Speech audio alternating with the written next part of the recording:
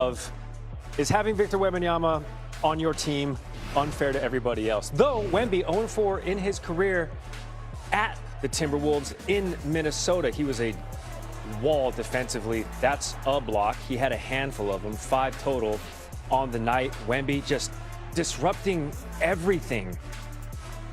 I mean, what are you supposed to do with 7'6" and wingspan like a condor out there, just blocking everything, elevating, and oh yeah, he's got some offense too. But Anthony Edwards, I mean, listen, they say youth is wasted on the young, but this young man bouncing back just less than 2 weeks after that knee hyperextension, hits a triple right there. It's 23-19, and then just before the end of the first quarter, pull! Anthony Edwards cashing that. 12 points in the final 2 minutes of the first quarter for just Ant-Man himself, who went north of 30 points, though nobody else on the Timberwolves scored more than 17. Let's go to the fourth quarter. Victor Wembanyama, taller, lankier, more finessier than yours. Oh yeah, and also he's got range. Hits the triple, 70% shooting from the field for Victor Wembanyama. Again, not fair. 16 points in the fourth quarter, and the Spurs get the win. They're up 2-1 in this series. It's just not fair. Quentin Richardson on the program joining us now. Q, Victor Wembanyama, Hakeem, Shaq, and Kareem, the only ones since blocks became official in 1973 to have 35 points, 15 boards, and 5 blocks in a playoff game. You watch what Wemby is doing, and he's still rounding into form, but you're seeing what he's doing already, and you think what?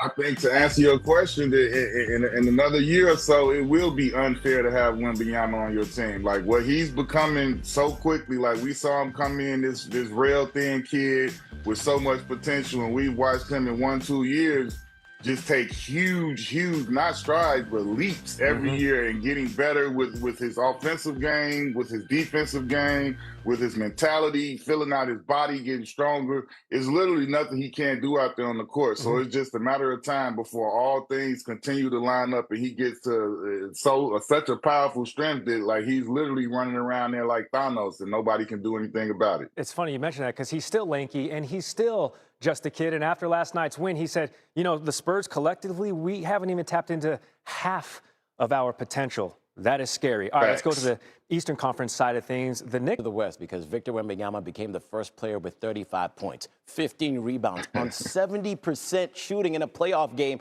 since LeBron James did it in the 2012 Eastern Conference Finals. So when you look at what this man was able to do, I don't even know if he's a man or if he's an alien. How do you put it all into perspective?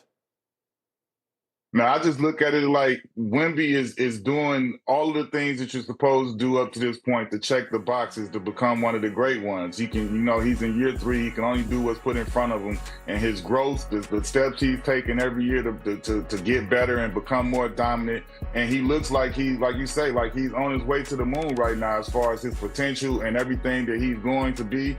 His ceiling, I don't think he has a ceiling. He's putting in the requisite work to go to the legends and the different icons of the game to learn and pick their minds and implement things to his game. So I think it's inevitable that he's going to be the best player in the league, and it's probably going to be sooner rather than later. Yeah, most definitely. Q, thank you. Stick around. He'll be back later on to preview tonight's Game 3s. Thanks. Man, Victor Wembanyama. Salut, ça va? Still locked in.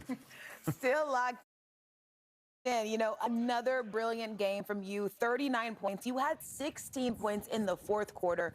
What did it require from you down the stretch to get this win? You said it, down the stretch. I mean, the hardest part about the game, and this team especially, is they have to hold you to these high standards. Otherwise, it's just going to make runs. It's just going to bully you. So it's really the consistency. Victor, great game tonight, man. It's Blake. You know, when the game slowed down tonight, the game got more physical. It felt like there was multiple bodies, multiple arms on you at all times. I thought you went to a different place and you sort of steadied the ship. You were the calm. Talk about where you've grown mentally in that area. I've really been waiting since I've been in the league to live those moments, you know, those high-stakes games. You know, that's what I love. It's the feeling I got before games. this, I don't know, this excitement or this heat in my heart, it's even stronger. And it just gets stronger and stronger as the games go on. I'm built for this. I love this more than anything else. Hey, Wemby, we saw you talk to Coach Pop after game one loss. What kind of wisdom did he share with you? Obviously, he's the GOAT. What did he share with you? I speak to him every day, before and after games, whether it's a quick text or a call. He really emphasizes taking my time, playing off 2 feet and not rushing really, because it's what they do. Wemby, great game tonight, man. You D here. Fox, your coach Mitch said some great things about Fox and what he means to this team. Can you just talk about like the leadership and what he does for you guys on the court, off the court, and just everything he brings to this team? He knows how to step up in the right moments for sure, and especially when I'm off the floor and he's not going to go in 2-win games with me. He holds the boat for everybody. Victor, the French are known for their taste. Art, architecture, food, wine. I have to. And I'm no exception. I wouldn't doubt you for 1 second, but I have to know, about your taste. Who do you have in the Champions League final, PSG or Arsenal? Oh, come on. PSG, of course. Oh, finally, we have someone with taste around here. Let's go. It's going to be fun. At least PSG is going to make it somewhat fun. There you go. I love it. Because I know Arsenal ain't. This is true. This is true. Wemby, it was so much fun to just watch you out there, the passion. I mean, you left home court, obviously, went into enemy territory, got the win against a very loud Minnesota crowd. Do you feel like you really thrive in these environments with the crowd against you? Yeah, I would say so. And here it's a good crowd. It's a good crowd. It's good atmosphere. And as the games go on, the fans are more ready. Let me ask you one last thing, Wemby. Game one, you looked like you rushed a few things and you weren't quite patient. What changed from you from game one to game two and game three? Watching film, facing the mistakes, facing the real talk, and saying the true things to my teammates, and having my teammates and coaches, hold me accountable. Simple as that. Because really, we got what it takes. We got the talent, we got the depth. We don't got the experience, but we don't care. And we need to apply, and we can go to the very top if we play like tonight consistently. Wow, we don't got the experience, but we don't care. I love it.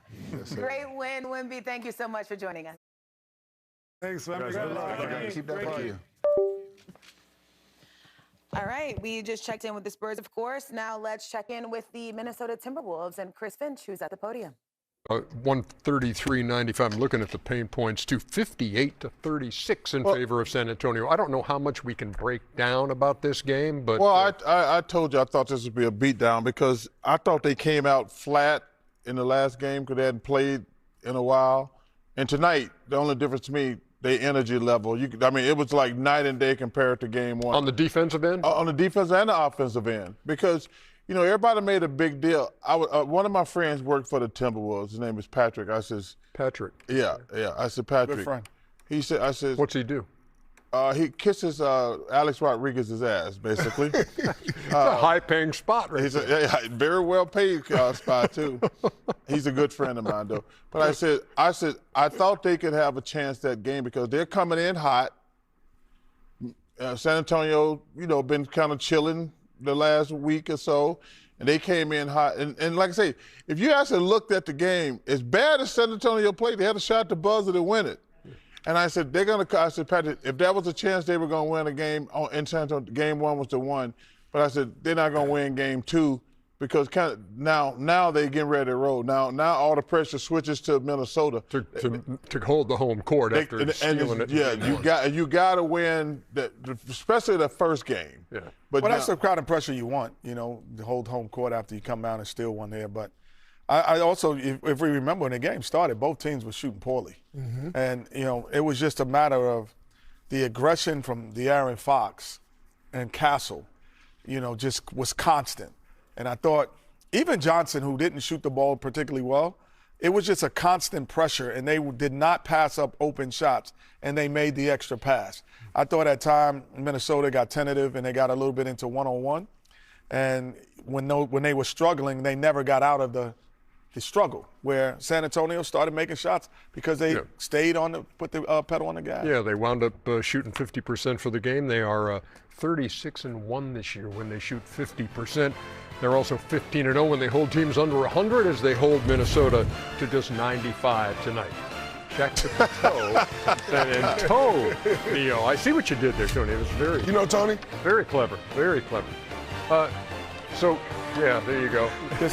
Patrick Reese, would that be who you're talking about? Patrick Reese, PR? You like it? Yeah. Like normally we do Shaq to the fool at this point, but because Shaq is not here, we have chucking around, or as we like to say, chuck around and find out. Chuck around been in the books now. Now we're going to shift gears and talk a little bit more about Victor Wembanyama. Skip, how much should the Wolves fear Wemby? The Wolves should fear the Spurs, who have taken back control of this series to me psychologically, but they should not fear the alien, Stephen A., because to me, he's still half a player, and he's an extraordinary half, the defensive half, but you just referred to it. What happened in Game 2 should have happened in Game 1. What happened in Game 1, Wemby blocked 12 shots, and he shot 5 of 17 from the floor and 0 for 8. He tried 8 threes and missed all 8 of them.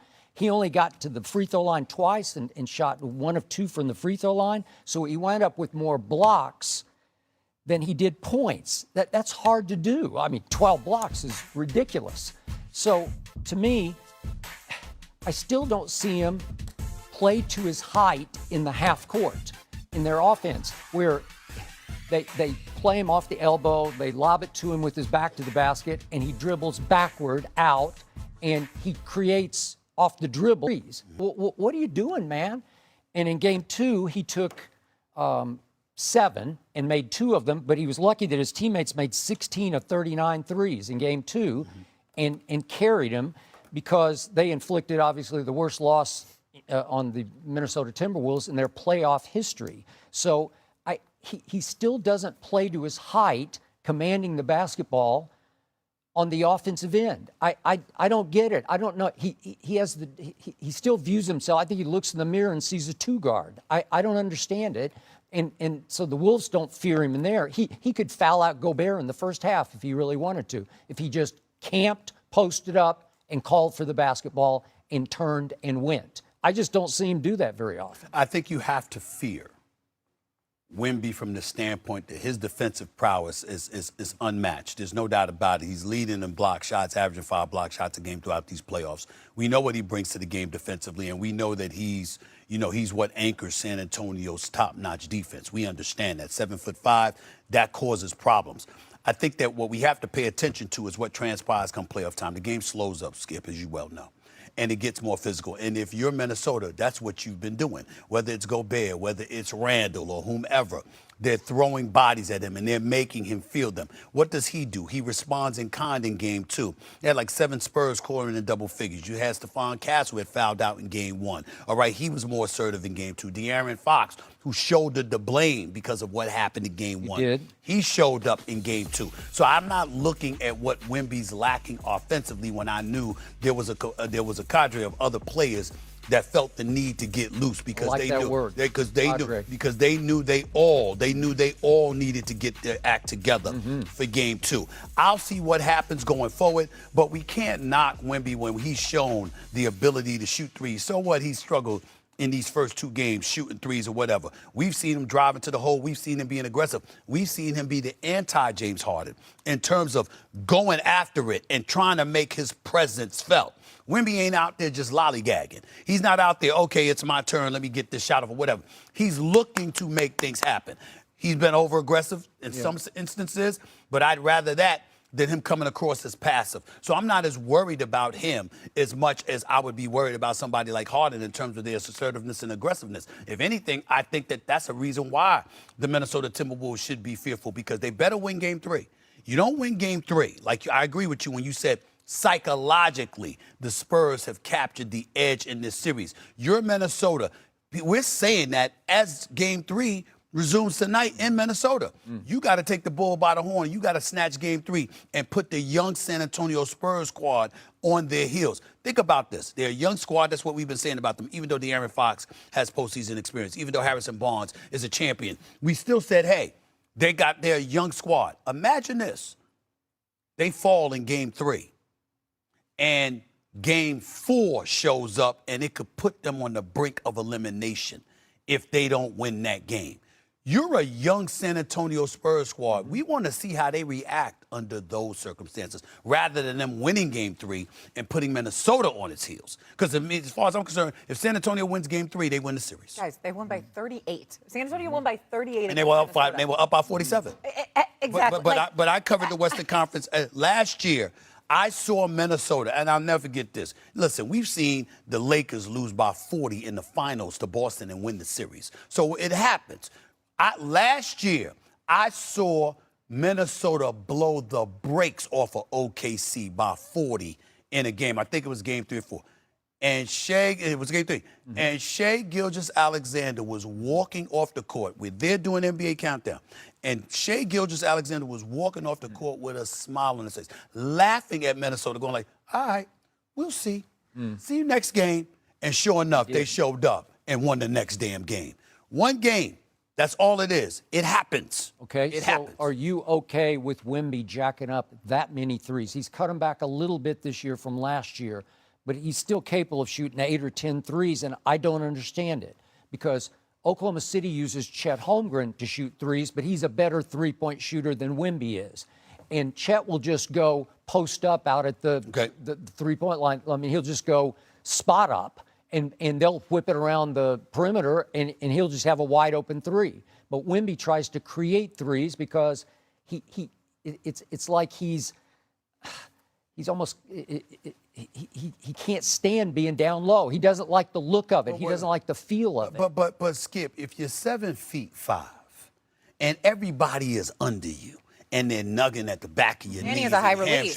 If you got all of that going on, but you believe you can make those shots, again, I agree with you in terms of how he shoots the 3. Like, he shouldn't be trying to dance on somebody and create an open 3 for himself. But if the ball is moving and it swings around to him and somehow he has the space to launch an open 3-point shot, I have no problem with him taking it because I think he's capable of making it, number 1. And number 2, clearly, no matter how fearless he is, and he is fearless, he does not want to deal with that physicality. He doesn't want to, and you shouldn't want him to because he's real thin. They list him at about 235, but he's 7'5". Right. He's real thin. Listen, Julius, you ever been around Julius Randle? You see how big that man is? See how strong that man is? Yep. Julius Randle is a man. You understand? You get around that brother, and he's sitting up there, and he's making you feel his presence. I don't give a damn how tall you are. It will shrink you. You will go home 7 feet instead of 7'5". If you're 7 feet, you'll go home 6'5". Yep. Julius Randle will chop you down. You don't want that experience if you don't have to deal with it. I can't knock Wemby for that. You're going to have to overcome it. You have to figure out a way, but I can understand the reticence. He has a high release, too, though. He can shoot over so many of those guys. But he's got to make it, is what Skip's saying. He's got to make it, is what Skip's saying. Tonight, Minnesota. Minnesota has to win tonight or they lose the series. Okay. We'll hold on to that. We all know Stephen A. thinks LeBron James is the second best basketball